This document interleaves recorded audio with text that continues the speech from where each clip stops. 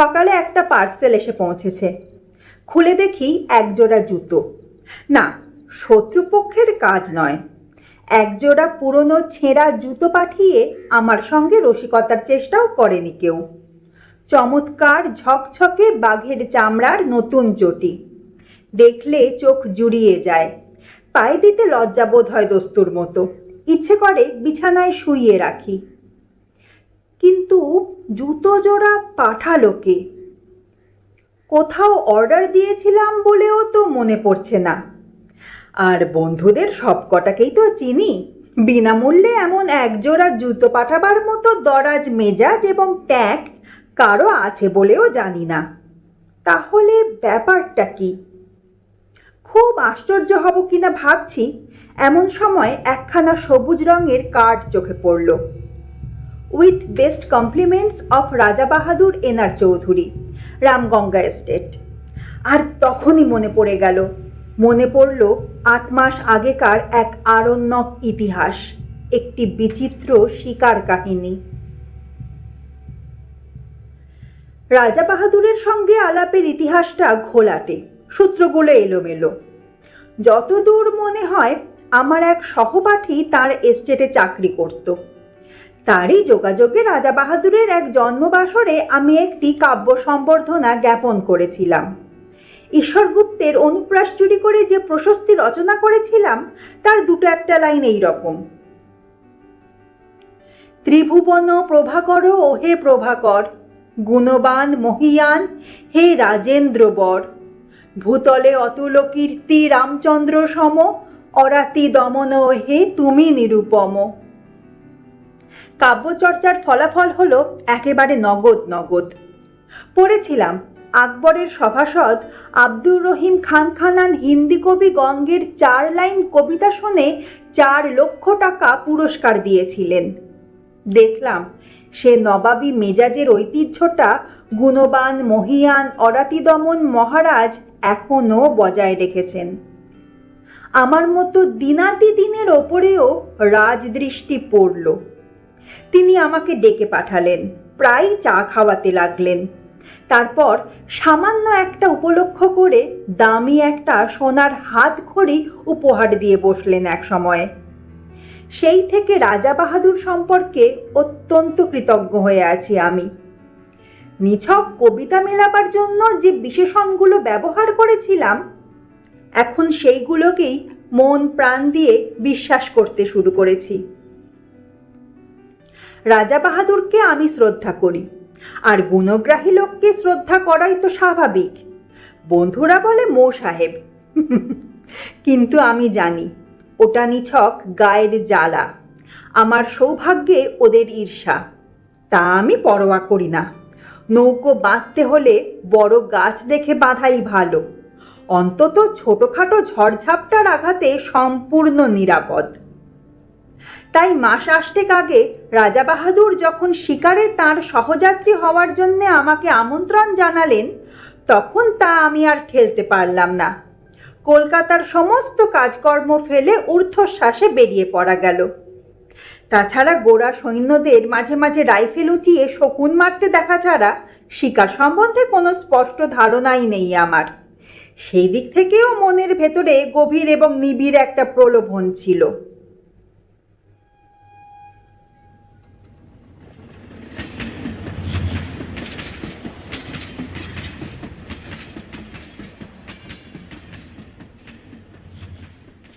জঙ্গলের ভেতর ছোট একটা রেল লাইনে আরো ছোট একটা রেল স্টেশনে গাড়ি থামলো।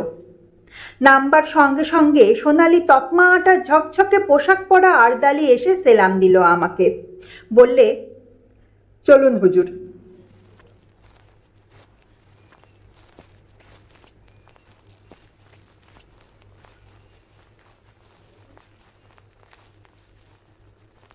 স্টেশনের বাইরে মেটে রাস্তায় দেখি মস্ত একখানা গাড়ি, যার পুরো নাম রোলস রয়েস, সংক্ষেপে যাকে বলে রোজ।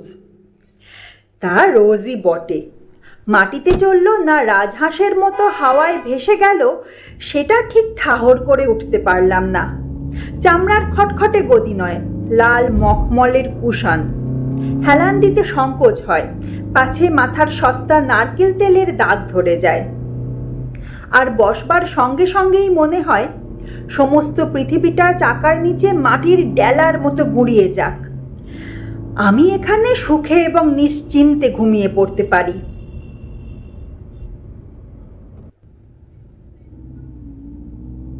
হাঁসের মতো ভেসে চলল রোজ।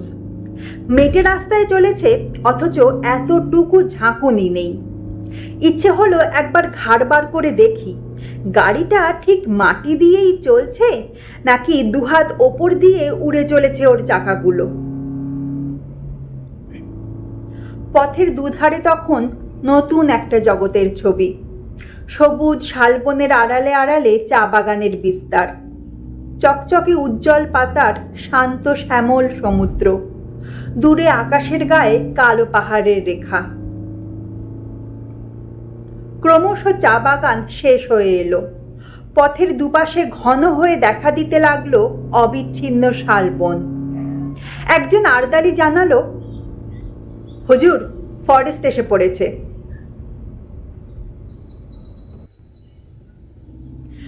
ফরেস্টই বটে।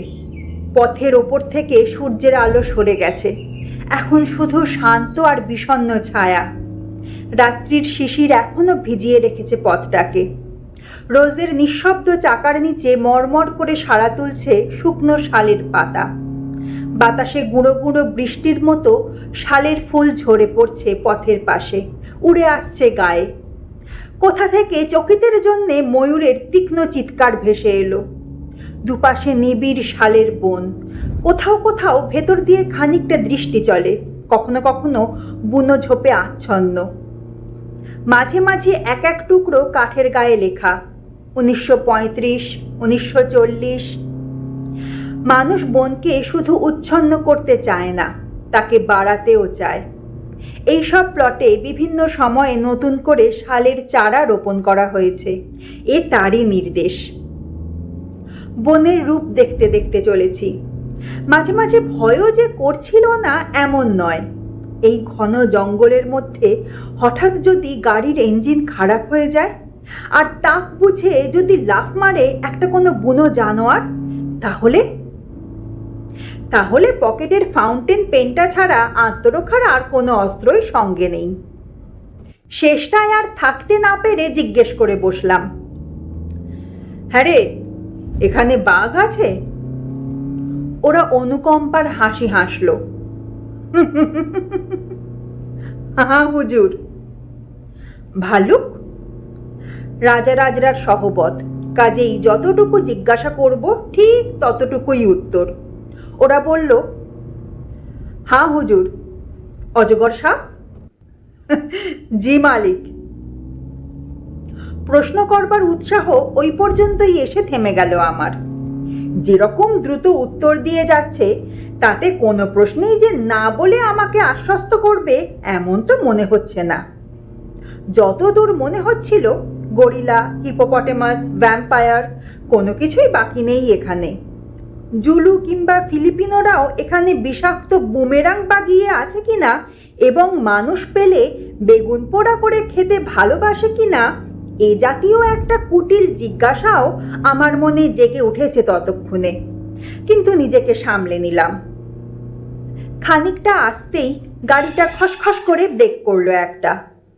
আমি প্রায় আর্তনাদ করে উঠলাম, কিরে, বাঘ নাকি?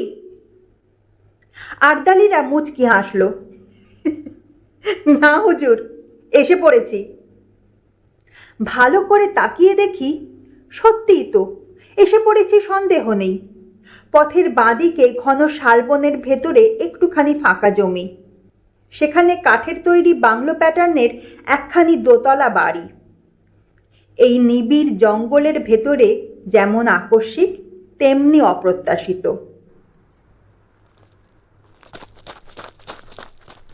গাড়ির শব্দে বাড়িটার ভেতর থেকে 2-3 জন চাপরাশি বেরিয়ে এলো ব্যতিব্যস্ত হয়ে।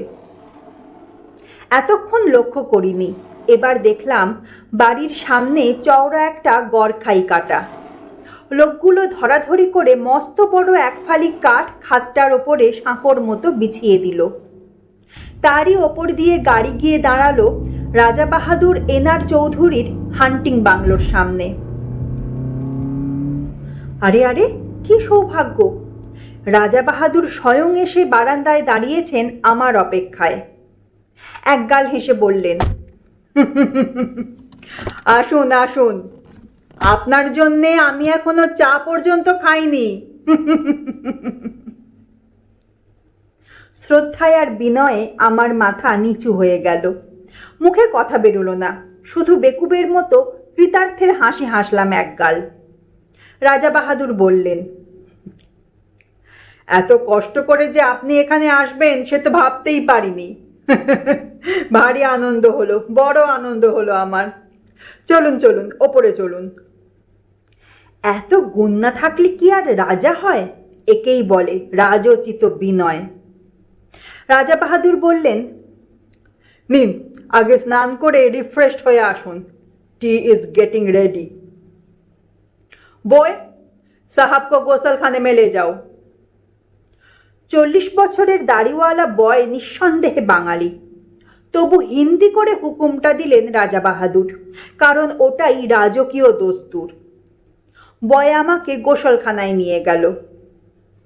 আশ্চর্য, এই জঙ্গলের ভেতরেও এত নিখুঁত আয়োজন। এমন একটা বাথরুমে জীবনে আমি স্নান করিনি।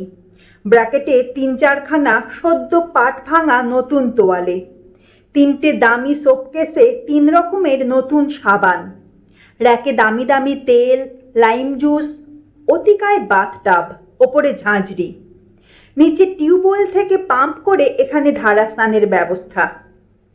একেবারে রাজকীয় কারবার। কে বলবে এটা কলকাতার গ্র্যান্ড হোটেল নয়? স্নান হয়ে গেল।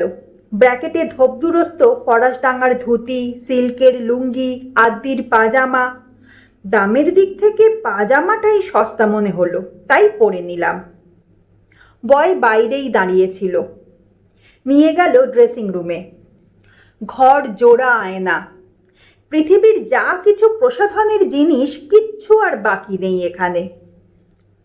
ড্রেসিং রুম থেকে বেরোতে সোজা ডাক পড়ল রাজা বাহাদুরের লাউঞ্জে। রাজা বাহাদুর সেখানে একখানা চেয়ারে চিত হয়ে শুয়ে ম্যানিলা চুরুট খাচ্ছিলেন। বললেন,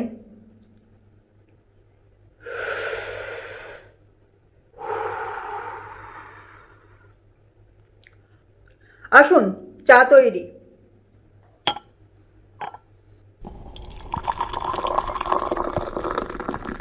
চায়ের বর্ণনা না করাই ভালো। চা, কফি, কোকো, ওভালটিন, রুটি, মাখন, পনির, চর্বিতে জমা ঠান্ডা মাংস, কলা থেকে আরম্ভ করে পিচ পর্যন্ত প্রায় 10 রকমের ফল। সেই গন্ধমাদন থেকে যা পারি গোগ্রাসে গিলে চললাম আমি। রাজা বাহাদুর কখনো 1 টুকরো রুটি খেলেন, কখনো একটা ফল, অর্থাৎ কিছুই খেলেন না, শুধু পরপর কাপ 3 চা ছাড়া। তারপর আর একটা চুরুট ধরিয়ে বললেন,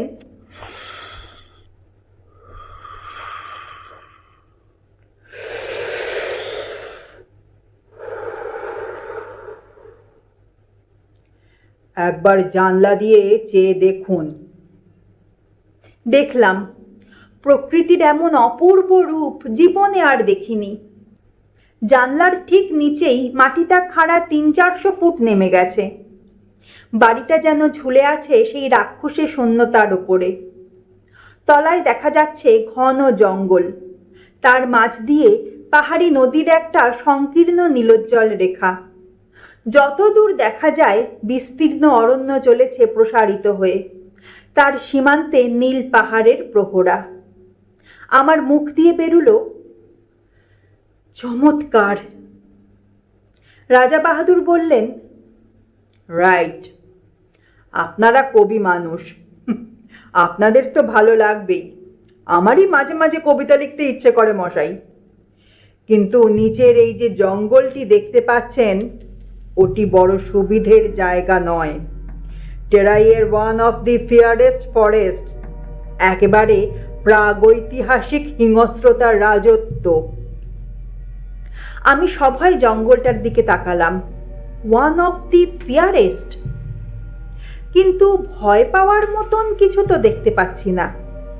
400 ফুট নিচে ওই অতিকায় জঙ্গলটাকে একটা নিরবচ্ছিন্ন বেটে গাছের ঝোপ বলে মনে হচ্ছে।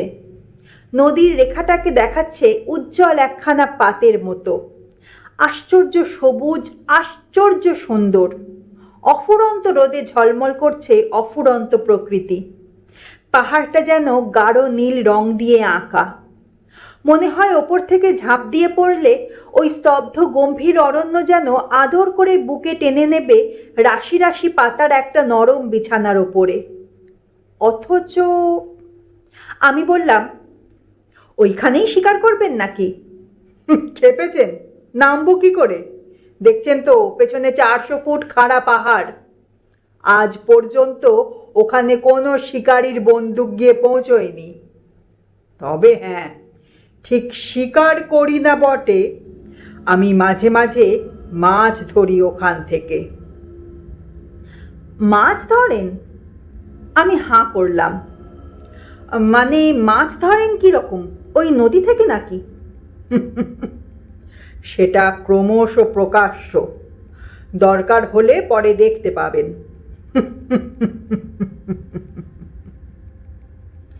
রাজা বাহাদুর রহস্যময়ভাবে মুখ টিপে হাসলেন। আপাতত শিকারের আয়োজন করা যাক, কিছু না জুটলে তখন মাছের চেষ্টাই করা যাবে। তবে ভালো টোপ ছাড়া আমার পছন্দ হয় না, আর তাতে অনেক হাঙ্গাম। আমি কিছু বুঝতে পারছি না কিন্তু।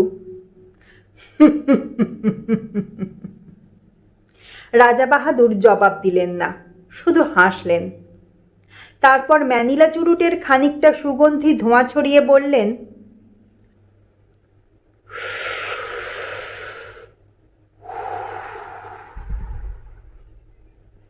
আপনি রাইফেল ছুঁড়তে জানেন? বুঝলাম কথাটাকে চাপা দিতে চাইছেন। সঙ্গে সঙ্গে জিহ্বাকে দমন করে ফেললাম আমি। এর পরে আর কিছু জিজ্ঞাসা করাটা সঙ্গত হবে না, শোভনও নয়। সেটা কোর্ট ম্যানারের বিরোধী। রাজা বাহাদুর আবার বললেন, রাইফেল ছুঁড়তে পারেন? বললাম, হ্যাঁ, ছেলেবেলায় এয়ারগান ছুঁড়েছি। রাজা বাহাদুর হেসে উঠলেন। তা বটে, তা বটে। আপনারা হলেন গিয়ে কবি মানুষ, ওসব অস্ত্রশস্ত্রের ব্যাপার আপনাদের মানায় না। আমি অবশ্য 12 বছর বয়সে এই রাইফেল হাতে তুলে নিয়েছিলাম। আপনি চেষ্টা করে দেখুন না, কিছু শক্ত ব্যাপার নয়। উঠে দাঁড়ালেন রাজা বাহাদুর, ঘরের একদিকে এগিয়ে গেলেন। তাকে অনুসরণ করে আমি দেখলাম এ শুধু লাউঞ্জ নয়, রীতিমতো একটা ন্যাচারাল মিউজিয়াম এবং অস্ত্রাগার। খাওয়ার টেবিলেই নিমগ্ন ছিলাম বলে এতক্ষণ দেখতে পাইনি, নইলে এর আগেই চোখে পড়া উচিত ছিল। চারদিকে সারি সারি নানা আকারের আগ্নেয়াস্ত্র, গোটা চারেক রাইফেল, ছোট বড় নানান রকম চেহারা। একটা হুকের সঙ্গে খাপে আটা একজোড়া রিভলভার ঝুলছে। তার পাশেই দুলছে খোলা একখানা লম্বা শেফিল্ডের তলোয়ার। সূর্যের আলোর মতো তার ফলার নিষ্কলঙ্ক রং। মোটা চামড়ার বেল্টে ঝকঝকে পেতলের কার্তুজ, রাইফেলের, রিভলভারের। জরিদার খাপে খানতিনেক নেপালি ভোজালি, আর দেওয়ালের গায়ে হরিণের মাথা, ভালুকের মুখ, নানা রকমের চামড়া, বাঘের, সাপের, হরিণের, গোসাপের। একটা টেবিলে অতিকায় হাতির মাথা, দুটো বড় বড় দাঁত এগিয়ে আছে সামনের দিকে। বুঝলাম এরা রাজা বাহাদুরের বীর কীর্তির নিদর্শন। ছোট একটা রাইফেল তুলে নিয়ে রাজা বাহাদুর বললেন, এটা একটা লাইট জিনিস, তবে ভালো রিপিটার। অনায়াসে বড় বড় জানোয়ার ঘায়েল করতে পারেন। আমার কাছে অবশ্য সবই সমান, লাইট রিপিটারও যা, হাউইটজার কামানো তাই। তবু সৌজন্য রক্ষার জন্য বলতে হলো। ও বাহ, তবে তো চমৎকার জিনিস। রাজা বাহাদুর রাইফেলটা বাড়িয়ে দিলেন আমার দিকে। তাহলে চেষ্টা করুন, লোড করাই আছে, ছুড়ুন ওই জানলা দিয়ে। আমি সভয়ে 3 পা পিছিয়ে গেলাম। জীবনে বেকুবি অনেক করেছি, কিন্তু তার পরিমাণটা বাড়াতে আর প্রস্তুত নই।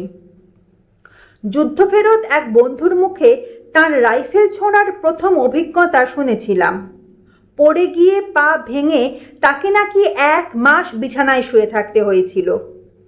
নিজেকে যতদূর জানি আমার ফাঁড়া শুধু পা ভাঙার ওপর দিয়েই কাটবে বলে মনে হয় না। বললাম, ওটা এখন থাক, বরঞ্চ পরে হবে না হয়। রাজা বাহাদুর মৃদু কৌতুকের হাসি হাসলেন, বললেন, এখন ভয় পাচ্ছেন, কিন্তু একবার ধরতে শিখলে আর ছাড়তে চাইবেন না। হাতে থাকলে বুঝবেন কত বড় শক্তিমান আপনি। You can easily face all the rascals off. হঠাৎ তার চোখ ঝকঝক করে উঠল। মৃদু হাসিটা মিলিয়ে গিয়ে শক্ত হয়ে উঠল মুখের পেশিগুলো। And arrival. মুহূর্তে বুকের রক্ত হিম হয়ে গেল আমার। রাজা বাহাদুরের দু চোখে বন্য হিংসা। রাইফেলটা এমন শক্ত মুঠিতে বাগিয়ে ধরেছেন যেন সামনে কাউকে গুলি করবার জন্য তৈরি হচ্ছেন তিনি। উত্তেজনার ঝোঁকে আমাকেই যদি লক্ষ্যভেদ করে বসেন তাহলে? আতঙ্কে দেওয়ালে ঠেস দিয়ে দাঁড়িয়ে গেলাম আমি। কিন্তু ততক্ষণে মেঘ কেটে গেছে। রাজা রাজরার মেজাজ। রাজা বাহাদুর হাসলেন, ওয়েল, পরে আপনাকে না হয় তালিম দেওয়া যাবে। সবই তো রয়েছে, যেটা খুশি আপনি ট্রাই করতে পারেন। চলুন এখন বারান্দায় গিয়ে বসা যাক।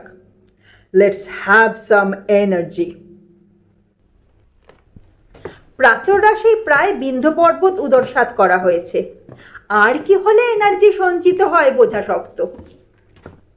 কিন্তু কথাটা বলেই রাজা বাহাদুর বাইরের বারান্দার দিকে পা বাড়িয়েছেন, সুতরাং আমাকেও পিছু নিতে হলো।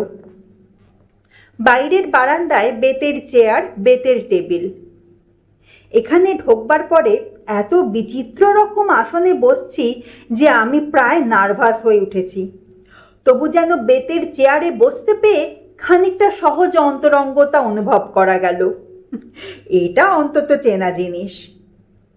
আর বসবার সঙ্গে সঙ্গেই বোঝা গেল এনার্জি কথাটার আসল তাৎপর্য কি। বেয়ারা তৈরিই ছিল। ট্রেতে করে একটি ফেনিল গ্লাস সামনে এনে রাখলো। অ্যালকোহলের উগ্র গন্ধ ছড়িয়ে গেল বাতাসে। রাজা বাহাদুর স্মিতহাস্যে বললেন, কি চলবে? সবিনয়ে জানালাম, না।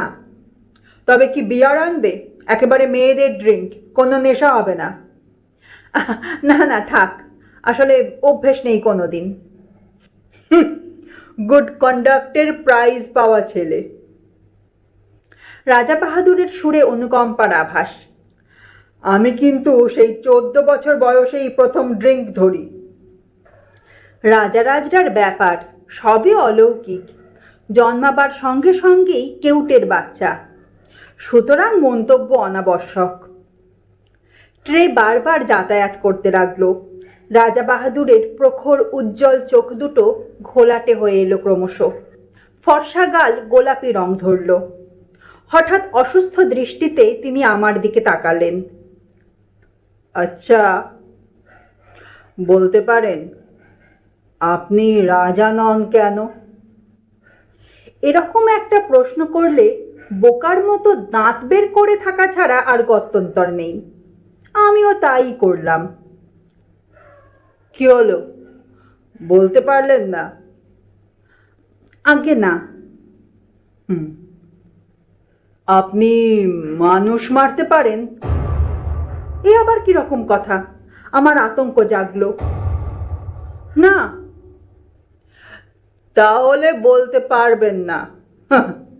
You are absolutely hopeless. উঠে দাঁড়িয়ে ঘরের দিকে পা বাড়ালেন রাজা বাহাদুর। বলে গেলেন, আই পিটি ইউ। বুঝলাম নেশাটা বেশ চড়েছে। আমি আর কথা বাড়ালাম না, চুপ করে বসে রইলাম সেইখানেই। খানিক পরেই ঘরের ভেতর থেকে নাক ডাকার শব্দ।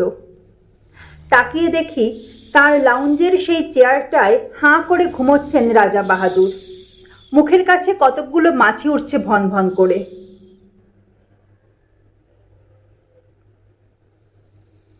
সেই দিন রাত্রেই শিকারের প্রথম অভিজ্ঞতা। জঙ্গলের ভেতরে বসে আছি মোটরে। দুটো তীব্র হেডলাইটের আলো পড়েছে সামনের সংকীর্ণ পথে আর দুধারের শালবনে। ওই আলোকরেখার বাইরে অবশিষ্ট জঙ্গলটায় যেন প্রেতপুরীর জমাট অন্ধকার। রাত্রির তমসায় আদিম হিংসা সজাগ হয়ে উঠেছে চারিদিকে, অনুভব করছি সমস্ত স্নায়ু দিয়ে। এখানে হাতির পাল ঘুরছে দূরের কোনো পাহাড়ের পাথর গুঁড়িয়ে গুঁড়িয়ে। ঝোপের ভেতরে অজগর প্রতীক্ষা করে আছে অসতর্ক শিকারের আশায়। আসন্ন বিপদের সম্ভাবনায় উৎকর্ণ হয়ে আছে হরিণের পাল। আর কোনো একটা খাদের ভেতরে জলজল করছে ক্ষুধার্ত বাঘের চোখ। কালো রাত্রিতে জেগে রয়েছে কালো অরণ্যের প্রাথমিক জীবন। রোমাঞ্চিত ভীত প্রতীক্ষায় চুপ করে বসে আছি মোটরের মধ্যে। কিন্তু হিংসার রাজত্ব শালবন ডুবে আছে একটা আশ্চর্য স্তব্ধতায়। শুধু কানের কাছে অবিশ্রান্ত মশার গুঞ্জন ছাড়া আর কোনো শব্দ নেই। মাঝে মাঝে অল্প অল্প বাতাস দিচ্ছে। শালের পাতায় উঠছে এক একটা মৃদু মর্মর। আর কখনো কখনো ডাকছে বন মুরগি। ঘুমের মধ্যে পাখা ঝাপটাচ্ছে ময়ূর। মনে হচ্ছে এই গভীর ভয়ঙ্কর অরণ্যের ভয়ঙ্কর প্রাণীগুলো যেন নিঃশ্বাস বন্ধ করে একটা নিশ্চিন্ত কোনো মুহূর্তেরই প্রতীক্ষা করে আছে। আমরাও প্রতীক্ষা করে আছি। মোটরের মধ্যে নিঃসাড় হয়ে বসে আছি আমরা। একটি কথাও বলবার উপায় নেই। রাইফেলের একটা ঝকঝকে নল ইঞ্জিনের পাশে বাড়িয়ে দিয়ে শিকারী বাঘের মতোই তাকিয়ে আছেন রাজা বাহাদুর। চোখ দুটো উদগ্র প্রখর হয়ে আছে হেডলাইটের তীব্র আলোক রেখাটার দিকে। একটা জানোয়ার ওই রেখাটা পেরুবার দুঃসাহস করলেই রাইফেল গর্জন করে উঠবে। কিন্তু জঙ্গলে সেই আশ্চর্য স্তব্ধতা। অরণ্য যেন আজ রাত্রে বিশ্রাম করছে। একটি রাত্রের জন্য ক্লান্ত হয়ে জানোয়ারগুলো ঘুমিয়ে পড়েছে খাদের ভেতরে, রোগের আড়ালে। কেটে চলেছে মন্থর সময়। রাজা বাহাদুরের হাতের রেডিয়াম ডায়াল ঘড়িটা একটা সবুজ চোখের মতোই জ্বলছে। রাত 1:30 পেরিয়ে গেছে। ক্রমশ উসখুস করছেন উৎকর্ণ রাজা বাহাদুর। না, হোপলেস, আজ আর পাওয়া যাবে না। বহু দূর থেকে একটা তীব্র গম্ভীর শব্দ, হাতির ডাক। ময়ূরের পাখা ঝাপটানি চলছে মাঝে মাঝে। এক ফাঁকে একটা প্যাঁচা চেঁচিয়ে উঠল। রাত্রি ঘোষণা করে গেল শেয়ালের দল। কিন্তু কোথায় বাঘ, কোথায় বা ভালুক? অন্ধকার বনের মধ্যে দ্রুত কতকগুলো ছুটন্ত খুরের আওয়াজ। পালিয়ে গেল হরিণের পাল। কিন্তু কোনো ছায়া পড়ছে না আলোক বৃত্তের ভেতরে। মশার কামড় যেন অসহ্য হয়ে উঠছে। বৃথাই গেল রাতটা। রাজা বাহাদুরের কণ্ঠস্বরে পৃথিবীর সমস্ত বিরক্তি ভেঙে পড়ল। ডেভিল লাক। সিটের পাশ থেকে একটা ফ্লাস্ক তুলে নিয়ে ঢকঢক করে ঢাললেন গলাতে। ছড়িয়ে পড়ল হুইস্কির উগ্র উত্তপ্ত গন্ধ। Thank heavens! রাজা বাহাদুর হঠাৎ নড়ে বসলেন চকিত হয়ে। নক্ষত্রবেগে হাতটা চলে গেল রাইফেলের ট্রিগারে। শিকার এসে পড়েছে। আমিও দেখলাম বহু দূরে আলো রেখাটার ভেতরে কি একটা জানোয়ার দাঁড়িয়ে পড়েছে স্থির হয়ে। এমন একটা জোরালো আলো চোখে পড়াতে কেমন যেন দিশেহারা হয়ে গেছে সে। তাকিয়ে আছে এই দিকেই। দুটো প্রদীপের আলোর মতো ঝিকঝিক করছে তার চোখ। ড্রাইভার বললে, হায় না। ড্যাম! রাইফেল থেকে হাত সরিয়ে নিলেন রাজা বাহাদুর। কিন্তু পর মুহূর্তেই চাপা উত্তেজিত গলায় বললেন, থাক, আজ ছুঁচোই মারব। দুম করে রাইফেল গর্জন করে উঠল। কানের তালা ধরে গেল আমার। বারুদের গন্ধে বিস্বাদ হয়ে উঠল নাসারন্ধ্র। অব্যর্থ লক্ষ্য রাজা বাহাদুরের। পড়েছে জানোয়ারটা। ড্রাইভার বললে, তুলে আনবো হুজুর? বিকৃত মুখে রাজা বাহাদুর বললেন, কি হবে, গাড়ি ঘোরাও। রেডিয়াম ডায়ালের সবুজ আলোয় রাত ৩টে। গাড়ি ফিরে চলল হান্টিং বাংলোর দিকে। একটা ম্যানিলা চুরুট ধরিয়ে রাজা বাহাদুর আবার বললেন,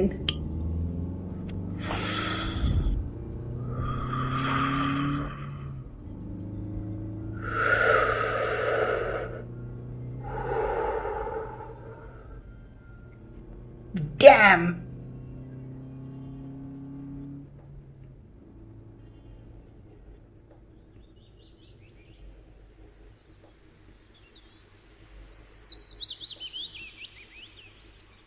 কিন্তু কি আশ্চর্য, জঙ্গল যেন রসিকতা শুরু করেছে আমাদের সঙ্গে। দিনের বেলা অনেক চেষ্টা করেও দু একটা বনমুরগি ছাড়া আর কিচ্ছু পাওয়া গেল না, এমনকি একটা হরিণ পর্যন্ত নয়। নাইট শুটিংয়েরও সেই অবস্থা।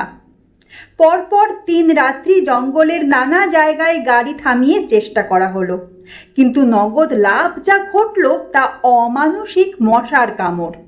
জঙ্গলের হিংস্র জন্তুর সাক্ষাৎ মিলল না বটে, কিন্তু মশাগুলোকে চিনতে পারা গেল। এমন সাংঘাতিক মশা যে পৃথিবীর কোথাও থাকতে পারে এতদিনে ধারণা ছিল না আমার। তবে মশার কামড়ের ক্ষতিপূরণ চলতে লাগলো গন্ধমাদন উজাড় করে। সত্যি বলতে কি, শিকার করতে না পারলেও মনের দিক থেকে বিন্দুমাত্র ক্ষোভ ছিল না আমার। জঙ্গলের ভেতরে এমন রাজসূয় যজ্ঞের আয়োজন কল্পনারও বাইরে। জীবনে এমন দামি খাবার কোনো দিন মুখে তুলিনি, এমন চমৎকার বাথরুমে স্নান করিনি কখনো। এত পুরু জাজিমের বিছানায় শুয়ে অস্বস্তিতে প্রথম দিন তো ঘুমোতেই পারিনি আমি। নিবিড় জঙ্গলের নেপথ্যে গ্র্যান্ড হোটেলের স্বাচ্ছন্দ্যে দিন কাটাচ্ছি। শিকার না হলেও কণামাত্র ক্ষতি নেই কোথাও। প্রত্যেক দিনই লাউঞ্জে চা খেতে খেতে ৪০০ ফুট নিচেকার ঘন জঙ্গলটার দিকে চোখ পড়ে। সকালের আলোয় উদ্ভাসিত শ্যামলতা দিগন্ত পর্যন্ত বিস্তৃত হয়ে আছে অপরূপ প্রসন্নতায়। ওয়ান অফ দি ফিয়ারেস্ট ফরেস্ট, বিশ্বাস হয় না। তাকিয়ে তাকিয়ে দেখি বাতাসে আকার অবয়বহীন পত্রাবরণ সবুজ সমুদ্রের মতো দুলছে, চক্র দিচ্ছে পাখির দল। এখান থেকে মৌমাছির মতো দেখা যায় পাখিগুলোকে। জানলার ঠিক নিচেই ইস্পাতের ফলার মতো পাহাড়ি নদীটার নীলিমোজ্জ্বল রেখা। দুটো একটা নুড়ি ঝকমক করে মণিখণ্ডের মতো, বেশ লাগে। তারপরেই চমক ভাঙে আমার। তাকিয়ে দেখি ঠোঁটের কোণে ম্যানিলা চুরুট পুড়ছে। অস্থির চঞ্চল পায়ে রাজা বাহাদুর ঘরের ভেতরে পায়চারি করছেন। চোখে মুখে একটা চাপা আক্রোশ, ঠোঁট দুটোয় নিষ্ঠুর কঠিনতা। কখনো একটা রাইফেল তুলে নিয়ে বিরক্তি ভরে সেটা নামিয়ে রাখেন, কখনো ভোজালি তুলে নিয়ে নিজের হাতের ওপরে ফলাটা রেখে পরীক্ষা করেন সেটার ধার। আবার কখনো বা জানলার সামনে খানিকক্ষণ স্থির দৃষ্টিতে তাকিয়ে থাকেন নিচের জঙ্গলটার দিকে। আজ ৩ দিন থেকে উল্লেখযোগ্য একটা কিছু স্বীকার করতে পারেননি। ক্ষোভে তার দাঁতগুলো কড়মড় করতে থাকে। তারপরেই বেরিয়ে যান এনার্জি সংগ্রহের চেষ্টায়। বাইরের বারান্দায় গিয়ে হাঁক দেন, পেগ। কিন্তু পরের পয়সায় রাজভোগ খেয়ে এবং রাজোচিত বিলাস করে বেশি দিন কাটানো আর সম্ভব নয় আমার পক্ষে।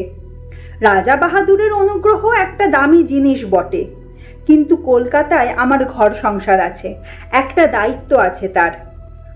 সুতরাং ৪র্থ দিন সকালে কথাটা আমাকে পারতেই হলো। বললাম, এবারে আমাকে বিদায় দিন তাহলে। রাজা বাহাদুর সবে ৪র্থ পেগে চুমুক দিয়েছেন তখন। তেমনি অসুস্থ আর রক্তাভ চোখে আমার দিকে তাকালেন, বললেন, আপনি যেতে চান? হ্যাঁ, কাজকর্ম রয়েছে তো, তাছাড়া।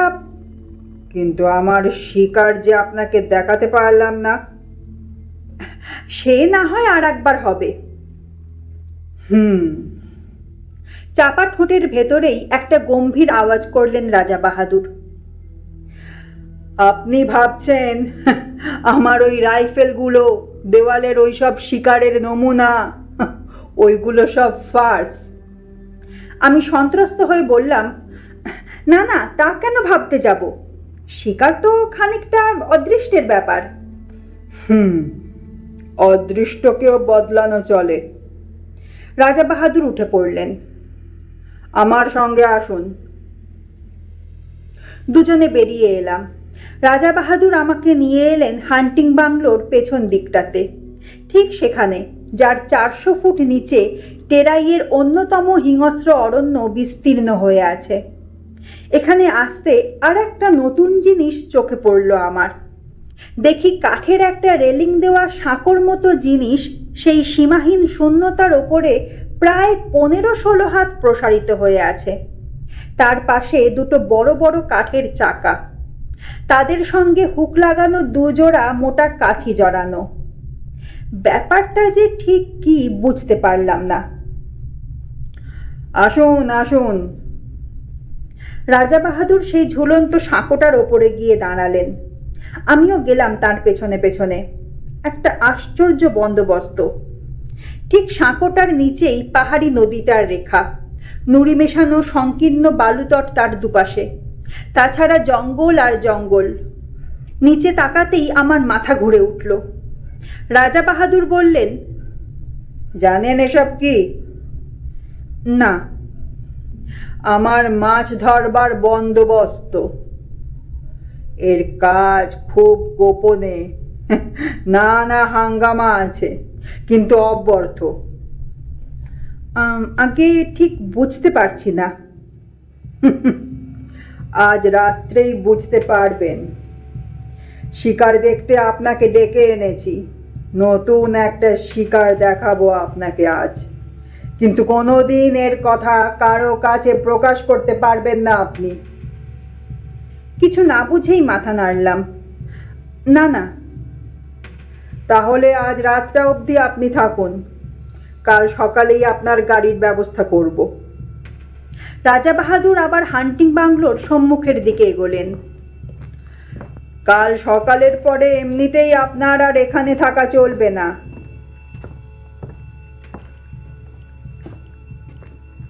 একটা কাঠের সাঁকো, দুটো কপিকলের মতো জিনিস, মাছ ধরবার ব্যবস্থা।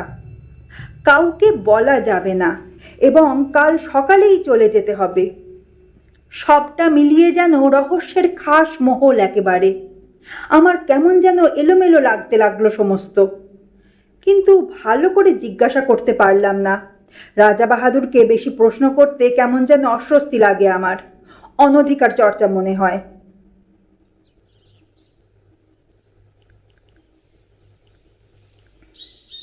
বাংলোর সামনে 3-4টে ছোট ছোট নোংরা ছেলে মেয়ে খেলা করে বেড়াচ্ছে। হিন্দুস্থানি কিপারটার বেওয়ারিশ সম্পত্তি। কিপারটাকে সকালে রাজা বাহাদুর শহরে পাঠিয়েছেন। কিছু দরকারি জিনিসপত্র কিনে সে কালকে ফিরবে। ভারী বিশ্বাসী আর অনুগত লোক। মাতৃহীন ছেলে মেয়েগুলো সারা দিন হুটোপাটি করে ডাকবাংলোর সামনে। রাজা বাহাদুর বেশ অনুগ্রহের চোখে দেখেন ওদের। দোতলার জানালা থেকে পয়সা, রুটি কিংবা বিস্কুট ছুঁড়ে দেন। নিচে ওরা সেগুলো নিয়ে কুকুরের মতো লোফালোফি করে। রাজা বাহাদুর তাকিয়ে তাকিয়ে দেখেন সকৌতুকে। আজও ছেলে মেয়েগুলো হুল্লোড় করে তার চারপাশে এসে ঘিরে দাঁড়ালো। বলল, হুজুর সালাম। রাজা বাহাদুর পকেটে হাত দিয়ে কতগুলো পয়সা ছড়িয়ে দিলেন ওদের ভিতর। হরির লুটের মতো কাড়াকাড়ি পড়ে গেল। বেশ ছেলে মেয়েগুলি, 2 থেকে 8 বছর পর্যন্ত বয়স ওদের। আমার ভারী ভালো লাগে ওদের। আরণ্যক জগতের শাল শিশুদের মতো সতেজ আর জীবন্ত, প্রকৃতির ভেতর থেকে প্রাণ আহরণ করে বড় হয়ে উঠছে।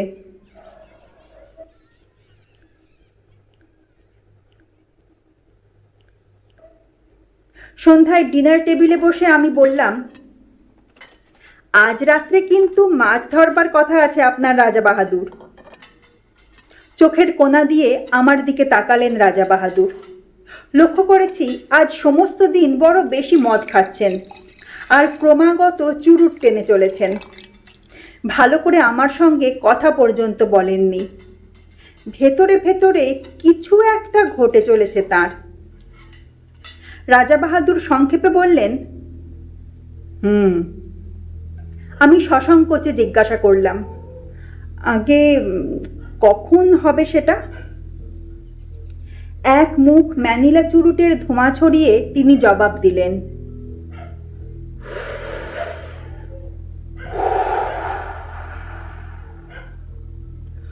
সময় হলে ডেকে পাঠাবো।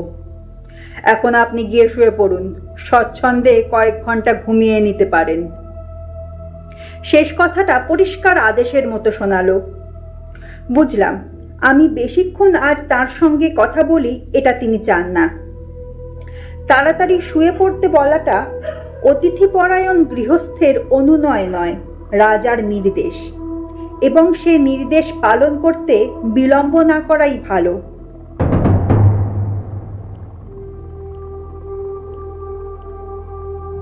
কিন্তু অতি নরম জাজিমের বিছানায় শুয়েও ঘুম আসছে না আমার। মাথার ভেতরে আবর্তিত হচ্ছে অসংলগ্ন চিন্তা। মাছ ধরা, কাঠের সাঁকো, কপিকল, অত্যন্ত গোপনীয় অতল রহস্য। তারপর এপাশ ওপাশ করতে করতে কখন যে অচৈতন্য আচ্ছন্ন হয়ে এলো তা আমি নিজেই টের পাইনি। মুখের ওপরে ঝাঁঝালো একটা টর্চের আলো পড়তে আমি ধর্মর করে উঠে পড়লাম। রাত তখন কটা ঠিক জানি না। আরণ্যক পরিবেশ নির্জনতায় অভিভূত। বাইরে শুধু তীব্র কণ্ঠ ঝিঝির ডাক। আমার গায়ে বরফের মতো ঠান্ডা একটা হাত পড়েছে কার। সে হাতের স্পর্শে পা থেকে মাথা পর্যন্ত শিউরে গেল আমার। রাজা বাহাদুর বললেন, সময় হয়েছে, চলুন। আমি কি যেন বলতে যাচ্ছিলাম, ঠোঁটে আঙুল দিলেন রাজা বাহাদুর। কোনো কথা নয়, আসুন। এই গভীর রাত্রে এমনি নিঃশব্দ আহ্বান, সবটা মিলিয়ে একটা রোমাঞ্চকর উপন্যাসের পটভূমি তৈরি হয়েছে যেন। কেমন একটা অস্বস্তি, একটা অনিশ্চিত ভয়ে গা ছমছম করতে লাগলো আমার। মন্ত্রমুগ্ধের মতো রাজা বাহাদুরের পেছনে পেছনে বেরিয়ে এলাম। হান্টিং বাংলোটা অন্ধকার, একটা মৃত্যুর শীতলতা ঢেকে রেখেছে তাকে। এক টানা ঝিঝির ডাক, চারদিকে অরণ্যে কান্নার শব্দের মতো পত্র মর্মর। গভীর রাত্রিতে জঙ্গলের মধ্যে মোটর থামিয়ে বসে থাকতে আমার ভয় করেছিল, আজও ভয় করছে, কিন্তু এ ভয়ের চেহারা আলাদা। এর মধ্যে আর একটা কি যেন মিশে আছে, ঠিক বুঝতে পারছি না, অথচ পাও সরতে চাইছে না আমার। মুখের ওপরে একটা টর্চের আলো, রাজা বাহাদুরের হাতের স্পর্শটা বরফের মতো ঠান্ডা। ঠোঁটে আঙুল দিয়ে নীরবতার সেই দুর্বোধ্য কুটিল সংকেত। টর্চের আলোয় পথ দেখিয়ে রাজা বাহাদুর আমাকে সেই ঝুলন্ত সাঁকোটার কাছে নিয়ে এলেন। দেখি তার ওপরে শিকারের আয়োজন। দুখানা চেয়ার পাতা, দুটো তৈরি রাইফেল, দুজন বেয়ারা একটা কপিকলের চাকা ঘুরিয়ে কি একটা জিনিস নিচের দিকে নামিয়ে দিচ্ছে। এক মুহূর্তের জন্য রাজা বাহাদুর তাঁর 9 সেলের হান্টিং টর্চটা নিচের দিকে ফ্ল্যাশ করলেন। প্রায় 250 ফুট নিচে সাদা পুঁটলির মতো কি একটা জিনিস কপিকলের দড়ির সঙ্গে নেমে যাচ্ছে দ্রুত বেগে। আমি বললাম, ওটা ওটা কি রাজা বাহাদুর? মাছের টোপ। কিন্তু এখানে আমি কিন্তু এখনো কিছু বুঝতে পারছি না। একটু পরে বুঝবেন, এখন চুপ করুন। এবারে স্পষ্ট ধমক দিলেন আমাকে। মুখ দিয়ে ফক ফক করে হুইস্কির তীব্র গন্ধ বেরোচ্ছে। রাজা বাহাদুর প্রকৃতিস্থ নেই। আর কিছুই বুঝতে পারছি না আমি। আমার মাথার ভেতরে সব যেন গন্ডগোল হয়ে গেছে। একটা দুর্বোধ্য নাটকের নির্বাক দ্রষ্টার মতো রাজা বাহাদুরের পাশের চেয়ারটাতে আসন নিলাম আমি। ওদিকে ঘন কালো বনান্তের ওপরে ভাঙা চাঁদ দেখা দিল। তার খানিকটা ম্লান আলো এসে পড়ল 400 ফুট নিচের নদীর জলে, তার ছড়ানো মণিখণ্ডের মতো নুড়িগুলোর ওপরে। আবছাভাবে যেন দেখতে পাচ্ছি কপিকলের দড়ির সঙ্গে বাঁধা সাদা পুঁটলিটা অল্প অল্প নড়ছে বালির ওপরে। এক হাতে রাজা বাহাদুর রাইফেলটা বাগিয়ে ধরে আছেন, আর এক হাতে মাঝে মাঝে আলোটা ফেলছেন নিচের পুঁটলিটায়। চকিতালয়ে যেটুকু মনে হচ্ছে পুঁটলিটা যেন জীবন্ত, অথচ অথচ কি জিনিস কিছু বুঝতে পারছি না। এ নাকি মাছের টোপ, কিন্তু কি এ মাছ, এ কিসের টোপ? আবার সেই স্তব্ধতার প্রতীক্ষা। মুহূর্ত কাটছে, মিনিট কাটছে, ঘন্টা কাটছে।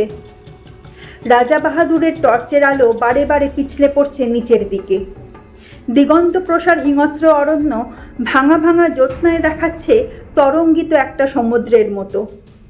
নিচের নদীটা ঝকঝক করছে, যেন একখানা খাপ খোলা তলোয়ার। অবাক বিস্ময়ে আমি বসে আছি। মিনিট কাটছে, ঘন্টা কাটছে। টোপ ফেলে মাছ ধরছেন রাজা বাহাদুর, অথচ সব ধোঁয়াটে লাগছে আমার। কান পেতে শুনছি ঝিঁঝির ডাক, দূরে হাতির গর্জন, শালপাতার মর্মর। এ প্রতীক্ষার তত্ত্ব আমার কাছে দুর্বোধ্য। শুধু হুইস্কি আর ম্যানিলা চুরুটের গন্ধ নাকে এসে লাগছে আমার। মিনিট কাটছে, ঘন্টা কাটছে, রেডিয়াম ডায়াল ঘড়ির কাঁটা ঘুরে চলেছে। ক্রমশ যেন সম্মোহিত হয়ে গেলাম, ক্রমশ যেন ঘুম এলো আমার। তারপরেই হঠাৎ কানের কাছে বিকট শব্দে রাইফেল সাড়া দিয়ে উঠল। 400 ফুট নিচ থেকে উপরের দিকে উৎক্ষিপ্ত হয়ে উঠল প্রচন্ড বাঘের গর্জন। চেয়ারটা শুদ্ধ আমি কেঁপে উঠলাম। টর্চের আলোটা সোজা পড়েছে নুড়ি ছড়ানো বালির ডাঙাটার ওপরে। পরিষ্কার দেখতে পেলাম ডোরাকাটা অতিকায় একটা বিশাল জানোয়ার সাদা পুঁটলিটার ওপরে একখানা থাবা চাপিয়ে দিয়ে পড়ে আছে। সাপের মতো ল্যাজ আঁচড়াচ্ছে অন্তিম আক্ষেপে। ওপর থেকে ইন্দ্রের বজ্রের মতো অব্যর্থ গুলি গিয়ে লেগেছে তার মাথায়। এত ওপর থেকে দুর্নিবার মৃত্যু নামবে আশঙ্কা করতে পারেনি। রাজা বাহাদুর সোৎসাহে বললেন, ফতে! এতক্ষণে মাছ ধরবার ব্যাপারটা বুঝতে পেরেছি। সল্লাসে বললাম, মাছ তো ধরলেন, এখন ডাঙায় তুলবেন কেমন করে? ওই কপিকল দিয়ে। এই জন্যই তো ওগুলোর ব্যবস্থা। ব্যাপারটা যেমন বিচিত্র তেমনি উপভোগ্য। আমি রাজা বাহাদুরকে অভিনন্দিত করতে যাব এমন সময় পরিষ্কার শুনতে পেলাম শিশুর গোঙানি, ক্ষীণ অথচ নির্ভুল। কিসের শব্দ? 400 ফুট নিচ থেকে ওই শব্দটা আসছে। হ্যাঁ, কোনো ভুল নেই, মুখের বাঁধন খুলে গেছে, কিন্তু বড় দেরিতে। আমার বুকের রক্ত হিম হয়ে গেল, আমার চুল খাড়া হয়ে উঠল। আমি পাগলের মতো চিৎকার করে বললাম, রাজা বাহাদুর, কিসের টোপ আপনার? কি দিয়ে মাছ ধরলেন আপনি? চুপ! একটা কালো রাইফেলের নল আমার বুকে ঠেকালেন রাজা বাহাদুর। তারপরেই আমার চারদিকে পৃথিবীটা পাক খেতে খেতে হাওয়ায় গড়া একটা বুদবুদের মতো শূন্যে মিলিয়ে গেল। রাজা বাহাদুর জাপটে না ধরলে 400 ফুট নিচেই পড়ে যেতাম হয়তো।